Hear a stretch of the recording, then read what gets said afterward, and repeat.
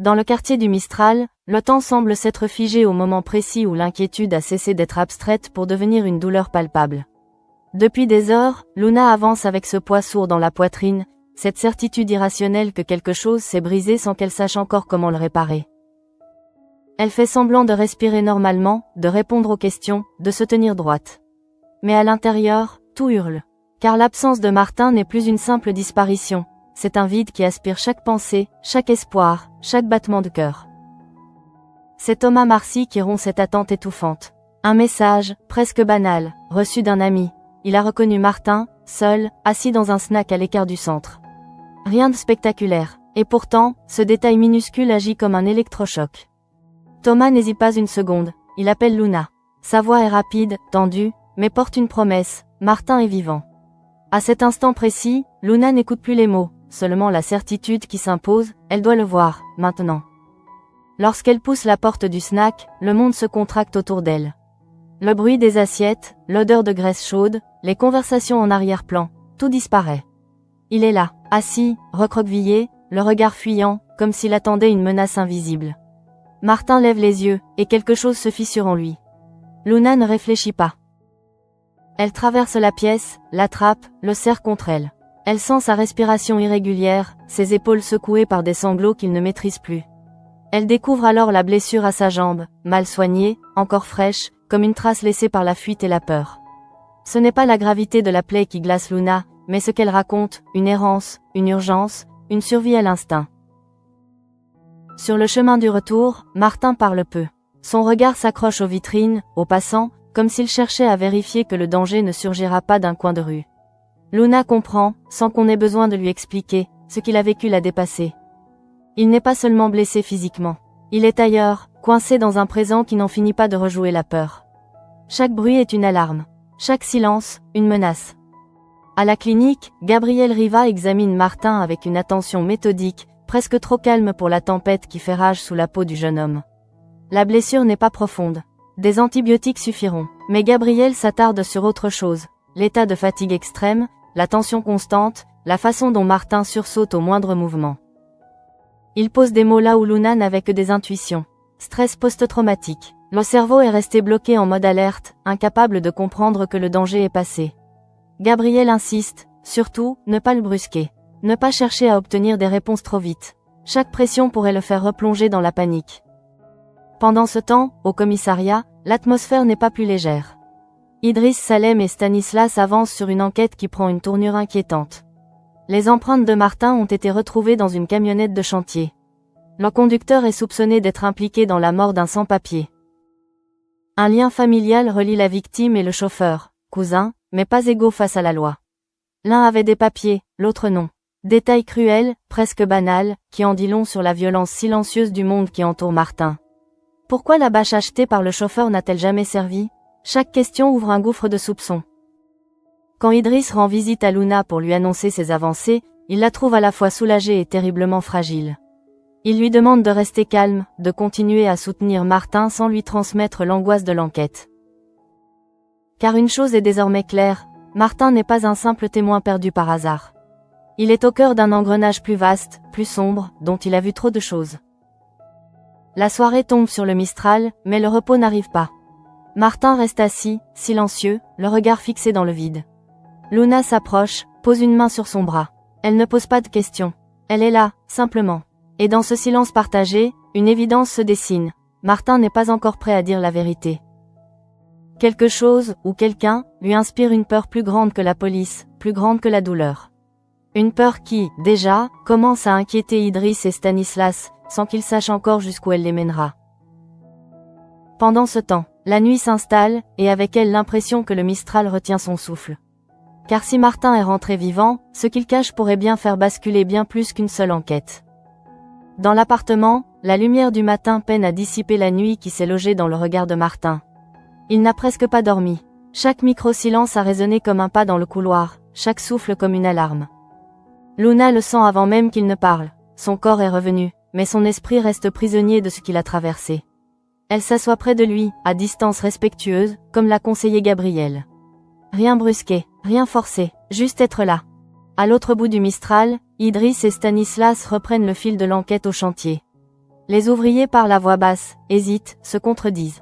Un nom revient, celui de Nabil, blessé lors d'un accident et prêt à prévenir l'inspection du travail. Une alerte qui dérange, une vérité qui gêne. Dans cet univers de béton et de poussière, les regards se détournent trop vite. Idriss note tout, surtout les silences. Ils sont souvent plus bavards que les aveux. C'est alors qu'un visage du passé refait surface au Mistral. Hubert Joseph, ancien supérieur d'Idriss, débarque sans prévenir. Sa présence n'a rien d'anodin.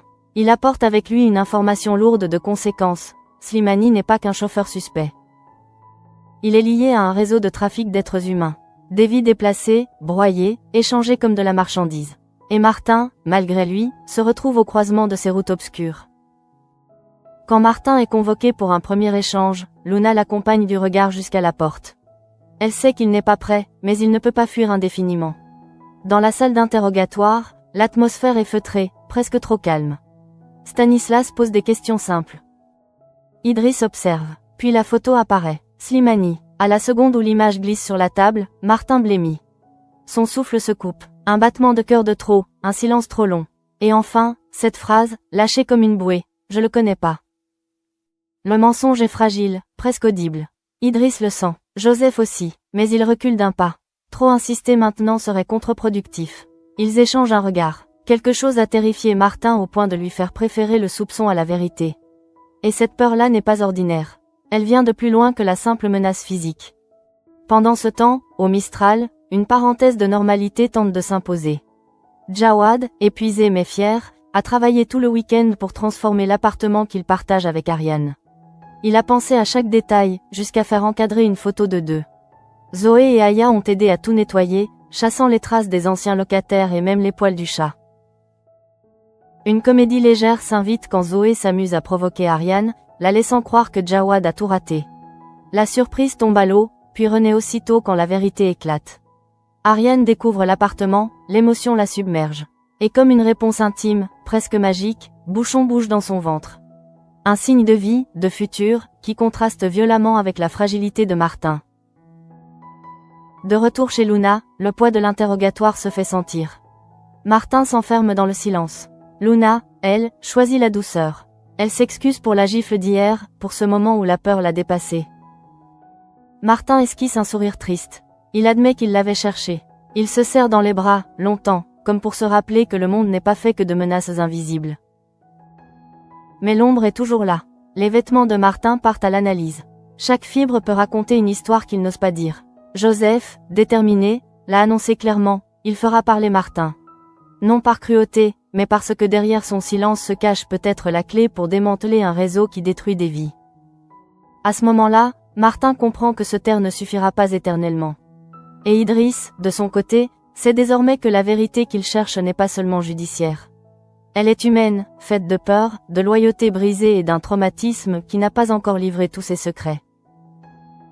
Dans le même temps, le Mistral continue de vivre, oscillant entre l'espoir d'un enfant à naître et la menace d'un trafic qui s'étend. Et au cœur de cette tension, Martin vacille, conscient que ce qu'il cache pourrait faire tomber bien plus que ses propres défenses. La nuit retombe sur le Mistral comme un voile trop lourd pour être soulevé d'un simple geste. Dans l'appartement de Luna, le silence n'est pas reposant. Il est chargé d'attentes, de mots retenus, de souvenirs qui refusent de se taire. Martin reste éveillé, assis au bord du lit, la jambe bandée mais l'esprit ailleurs. Chaque détail de la pièce lui paraît étranger, comme s'il était revenu dans un monde qu'il ne reconnaît plus vraiment. Luna, allongée à quelques pas, fait semblant de dormir. Elle a compris que parfois, la présence vaut mieux que toutes les questions. À l'aube, quand la lumière commence à filtrer par la fenêtre, Martin sursaute au moindre bruit venu de la rue. Une portière qui claque, des voix trop proches, un moteur qui démarre, tout devient suspect. Luna observe ses réactions sans les commenter. Elle repense aux mots de Gabriel, laisser le temps faire son travail, même si ce temps semble interminable. Pourtant, au fond d'elle, une inquiétude persiste. Elle sait que Martin ne pourra pas rester éternellement dans cette bulle protectrice. La réalité, et surtout l'enquête, finiront par s'imposer. Au commissariat, Idriss tourne en rond. Les éléments s'accumulent, mais rien ne s'emboîte parfaitement. La camionnette, les empreintes, le chantier, la bâche inutilisée. Chaque détail semble pointer vers une organisation plus vaste, plus structurée. Stanislas partage ce malaise. Trop de zones d'ombre, trop de gens qui regardent ailleurs. L'arrivée de Joseph a changé la donne. Avec lui, ce n'est plus seulement une disparition ou une agression qu'il traite, mais un trafic aux ramifications profondes, capable de broyer ceux qui se retrouvent au mauvais endroit au mauvais moment. Joseph, justement, ne cache pas son impatience. Il sait reconnaître la peur chez un témoin, et celle de Martin ne ressemble pas à celle d'un homme qui a simplement vu quelque chose de choquant. C'est une peur qui implique des représailles, des visages qui reviennent en cauchemar, des menaces qui ne s'arrêtent pas aux frontières du Mistral. Pour Joseph, le silence de Martin est une pièce manquante, et il est prêt à tout pour la récupérer. Pendant ce temps, Martin tente de se raccrocher à des gestes simples. Il boit un café, regarde par la fenêtre, écoute Luna lui parler de choses anodines. Mais son esprit dérive sans cesse vers ces images qu'il voudrait effacer, un regard insistant, une course dans l'obscurité, la certitude d'avoir franchi une ligne invisible. Il se demande s'il a fait le bon choix en mentant. Mentir à la police, c'était se protéger, du moins le croyait-il. Mais ce mensonge le ronge désormais autant que la vérité qu'il retient. Dans le quartier, la vie continue pourtant de s'imposer. Jawad et Ariane savourent leur moment de bonheur, comme une parenthèse fragile. L'appartement décoré, la photo encadrée, ce futur qui s'annonce avec l'arrivée de leur enfant, tout cela semble presque irréel comparé à la tension qui entoure Martin. Ariane ressent encore ce mouvement dans son ventre, comme un rappel que malgré la peur et la violence du monde, quelque chose de vivant cherche toujours à naître. Jawad, lui, s'accroche à cette idée, offrir un cocon, un espace sûr, loin des dangers qui rôdent ailleurs. Lorsque Martin est à nouveau sollicité par la police pour compléter sa déposition, Luna perçoit immédiatement son malaise. Elle lui propose de l'accompagner, sans s'imposer. Sur le trajet, aucun mot n'est échangé. Chacun sait que cette confrontation est inévitable. Dans le bureau, l'atmosphère est plus lourde que la veille. Les analyses de ses vêtements ont commencé, les indices s'affinent. Martin sent l'étau se resserrer, même si personne n'élève la voix. Face au regard d'Idriss et de Stanislas, il répète sa version, mécaniquement. Mais son corps le trahit, une main crispée, une respiration trop rapide, un regard qui fuit. Idriss comprend qu'il n'obtiendra rien de plus aujourd'hui. Pas sans briser quelque chose d'essentiel. Il choisit de reculer, au grand agacement de Joseph. Entre efficacité policière et respect d'un homme traumatisé, la ligne est mince et chacun sait qu'elle sera bientôt franchie. En sortant, Martin s'effondre presque. Luna le rattrape, l'enlace. Elle lui murmure qu'il est en sécurité, que personne ne lui fera de mal tant qu'elle sera là. Ces mots, simples, agissent comme un baume temporaire. Mais Martin sait que cette sécurité est fragile. Ce qu'il cache n'est pas seulement un souvenir douloureux, c'est une vérité capable de réveiller des forces qui dépassent largement le Mistral. À ce moment-là, tandis que la journée s'étire, une certitude s'installe chez chacun des protagonistes. L'affaire Slimani n'est que la surface d'un gouffre bien plus profond. Et Martin, malgré lui, se trouve déjà au bord, tiraillé entre le besoin de se protéger et celui de ne plus porter seul un secret qui l'étouffe. La journée s'étire, lourde, et Martin a l'impression qu'elle ne finira jamais. Chaque heure ajoute une couche supplémentaire à cette fatigue qui n'est pas seulement physique. C'est une lassitude intérieure, celle de quelqu'un qui se bat contre des images qu'il ne contrôle plus. À plusieurs reprises, Luna le surprend perdu dans ses pensées, le regard fixé sur un point invisible, comme s'il revivait une scène que personne d'autre ne peut voir. Elle n'insiste pas, elle s'est promis de respecter ce silence, même s'il lui coûte. Au commissariat, la tension monte d'un cran. Idriss et Joseph s'affrontent à demi-mot. L'un plaide pour la prudence, conscient de la fragilité de Martin, l'autre rappelle l'urgence de l'enquête. Chaque jour qui passe peut permettre au réseau de se réorganiser, d'effacer des traces, de faire disparaître d'autres témoins.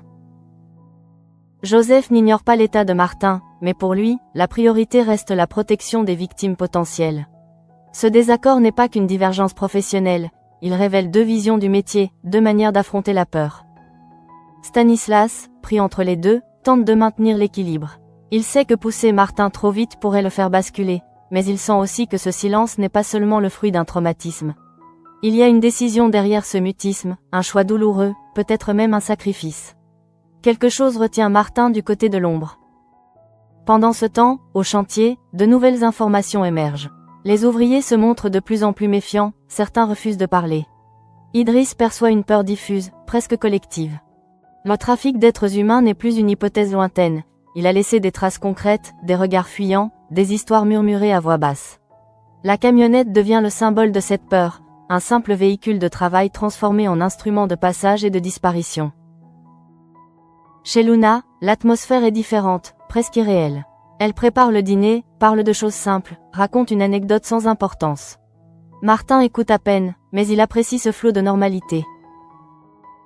À un moment, il laisse échapper un soupir, comme s'il déposait enfin une part de son fardeau. Luna le remarque, se rapproche, pose doucement la main sur la sienne. Il ne la repousse pas. Ce contact lui rappelle qu'il n'est pas seul, même s'il se sent coupable de l'inquiéter autant. Plus tard, alors qu'ils sont assis côte à côte, Martin laisse échapper une phrase à demi-mot, presque malgré lui. Il parle de peur, de gens qui ne reculent devant rien. Luna comprend que ce n'est pas une crainte abstraite.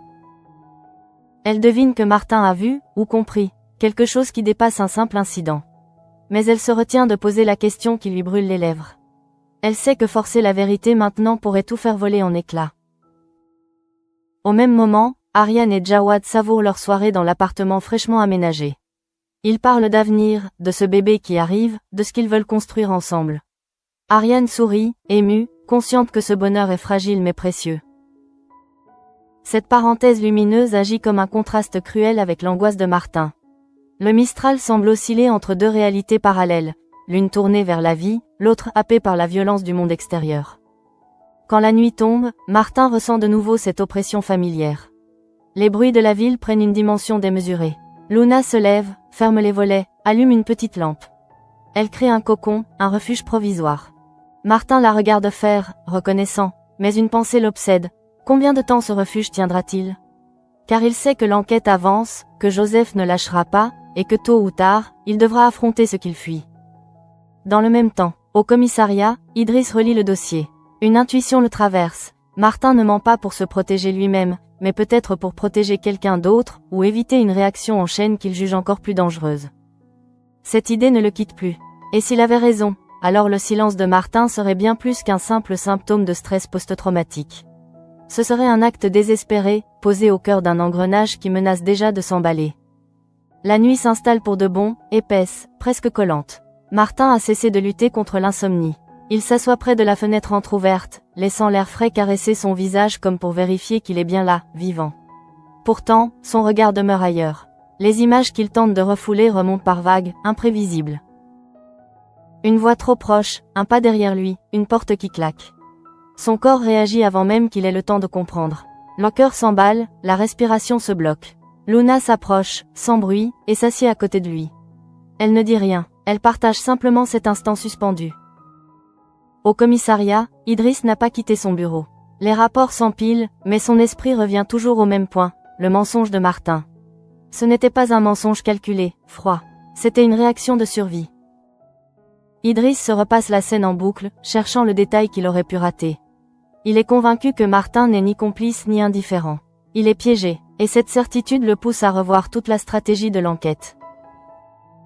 Joseph, lui, n'a pas cette patience. Pour lui, chaque heure perdue est un risque supplémentaire pour ceux qui vivent dans l'ombre du réseau. Il insiste pour un nouvel interrogatoire, plus poussé, plus frontal.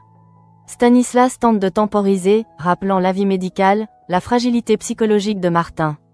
Le débat s'envenime. La frontière entre efficacité et brutalité devient floue, dangereusement floue. Pendant ce temps, Martin se replie sur lui-même. Il s'en veut de faire peser cette tension sur Luna, de la voir constamment sur le qui-vive. À un moment, il murmure qu'il ne voulait pas qu'elle se retrouve mêlée à tout ça. Luna lui répond avec douceur que c'est trop tard pour reculer, qu'ils affrontent désormais les choses ensemble. Ces mots résonnent en lui comme un engagement qu'il n'est pas sûr de pouvoir honorer. Plus tard, alors que Luna s'absente quelques minutes, Martin reste seul. Le silence devient soudain assourdissant. Il ferme les yeux, et les souvenirs affluent sans filtre. Il se revoit courir, se cacher, comprendre trop vite qu'il avait vu quelque chose qu'il n'aurait jamais dû voir. Il se souvient surtout de cette certitude glaçante. Certaines personnes n'oublient pas, ne pardonnent pas. Et face à elle, la police n'est pas toujours une protection suffisante. Cette pensée explique tout, éclaire son silence sous un jour nouveau. Dans un autre coin du Mistral, la soirée d'Aryan et Jawad touche à sa fin. Le bonheur est là, réel, mais Aryan sent malgré tout une inquiétude diffuse. Comme si l'air lui-même était chargé d'une tension invisible. Elle pose la main sur son ventre, rassurée par un nouveau mouvement de bouchon. Ce geste simple lui rappelle pourquoi elle refuse de céder à la peur. La vie continue, quoi qu'il arrive. Lorsque Luna revient, elle trouve Martin profondément fatigué, presque vidé. Elle lui propose de se reposer, de laisser la nuit passer. Il accepte, à contre-cœur. Dans l'obscurité, allongé, il écoute sa respiration régulière à elle. Ce son devient son ancre, la seule chose qui l'empêche de sombrer complètement. Mais même là, une question l'obsède, jusqu'à quand pourra-t-il tenir sans parler? À ce moment-là, Idriss reçoit un nouvel élément de l'enquête. Un détail qui confirme ses soupçons, le réseau est plus proche, plus organisé qu'il ne l'imaginait. Et au cœur de ce maillage, la place de Martin devient de plus en plus évidente. Cette prise de conscience renforce une chose, le temps joue contre eux tous. Et le silence de Martin, s'il continue, pourrait bientôt ne plus être une option. L'aube se lève difficilement sur le Mistral, comme si le jour lui-même hésitait à s'imposer. Martin ouvre les yeux après un sommeil haché, peuplé de rêves confus et d'images fragmentées. Il met quelques secondes à reconnaître la pièce, à se rappeler qu'il est en sécurité, que la porte est fermée, que personne ne le traque dans l'ombre.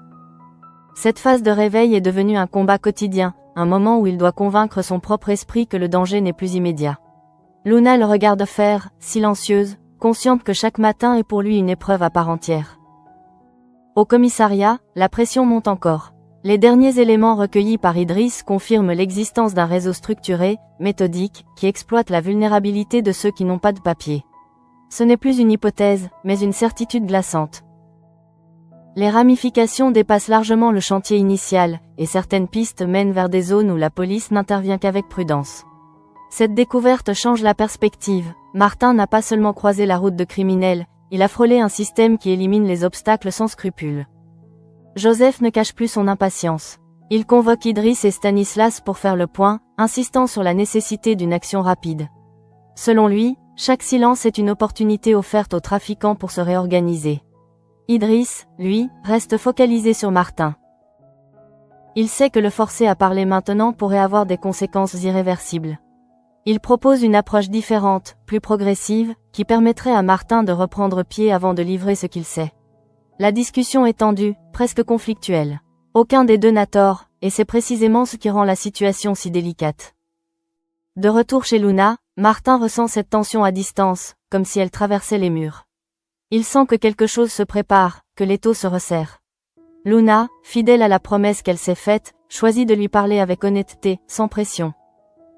Elle lui explique que la police avance, que des choses graves sont en jeu, mais qu'il reste libre de son rythme. Cette franchise le touche plus qu'elle ne l'imagine. Pour la première fois, il se sent traité comme un être humain, pas comme un simple maillon d'une enquête. Martin hésite longuement avant de répondre. Les mots se bousculent, se bloquent. Il avoue, sans entrer dans les détails, qu'il a peur de ce qui pourrait arriver s'il parle. Pas seulement pour lui, mais pour d'autres. Cette confession, vague mais lourde de sens, confirme les intuitions d'Idriss. Luna comprend alors que le silence de Martin est un bouclier fragile, dressé contre une menace bien réelle. Elle lui assure qu'il ne sera pas abandonné, quelle que soit sa décision. Ses paroles ne dissipent pas la peur, mais elles la rendent supportable. Pendant ce temps, au Mistral, l'atmosphère se charge d'une nervosité diffuse. Les habitués sentent que quelque chose ne tourne pas rond, même sans en connaître la cause. Les discussions se font plus basses, les regards plus méfiants. La nouvelle de l'implication possible d'un trafic humain circule à demi-mot, amplifiant ce sentiment d'insécurité. Dans ce climat, le bonheur d'Ariane et Jawad apparaît comme un refuge précieux, presque fragile. Leur joie est réelle, mais elle se heurte à une réalité qui s'assombrit. En fin de journée, Idriss passe voir Martin. L'échange est bref, mesuré. Il ne pose pas de questions directes, se contentant de rappeler que la police est là pour protéger, pas pour nuire. Martin l'écoute, tendu, mais sans se refermer complètement.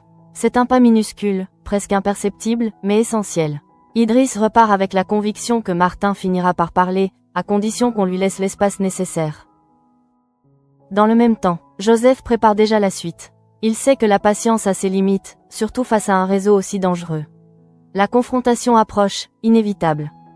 Et Martin, au cœur de cette tempête, sent que le moment où il devra choisir entre le silence et la vérité se rapproche dangereusement. La question n'est plus de savoir s'il parlera, mais quand, et à quel prix.